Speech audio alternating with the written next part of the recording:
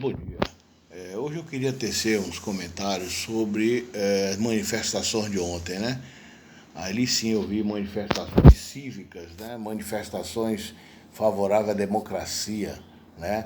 Com certeza aqueles negacionistas vão dizer que protestos antidemocráticos, né?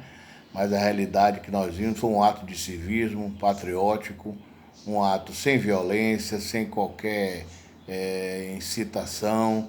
O povo foi às ruas e mostrou realmente que está apoiando o presidente Bolsonaro, o que não seria diferente, até porque foi um governo eleito democraticamente e no curso desses 2 anos de governo não fez nada contra a democracia, muito pelo contrário, sofreu ações antidemocráticas do Supremo Tribunal Federal, da Câmara dos Deputados, na pessoa do anterior Rodrigo Maia, né, que botou o dedo lá no suspiro, não deixou nada andar, nenhum projeto, né? E nós estamos vendo aí hoje uma CPI do Senado que quer fazer de tudo para derrubar, né? Estão querendo fazer com que Bolsonaro seja o culpado, considerado como um genocida, quando na verdade os genocidas são os governadores dos estados, né?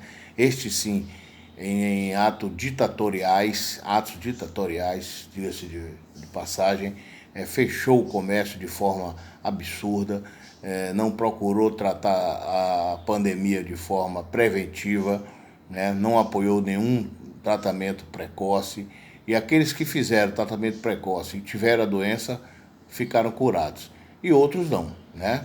Infelizmente nós temos aí 400 mil mortes, mas num contexto mundial já temos muitas mortes. Não é culpa do Brasil, não é culpa de Bolsonaro, não é culpa de nenhum presidente da República, de qualquer país, né?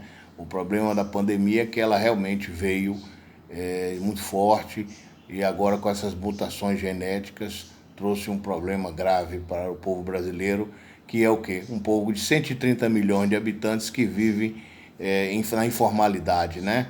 Que não pode ficar em casa, né? Tem que correr atrás na rua para comprar as comidas do dia a dia, né?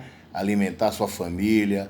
Não são aqueles empregados que têm salário mensal garantido, esses sim podiam ficar em casa, fazer um curso, acessar a internet, ter educação pela internet. Mas o povo, a maioria do povo brasileiro, não. Esse eu digo, uma faixa de 130, 140 milhões de pessoas tem que sair às ruas para tentar ganhar o pão de cada dia, né?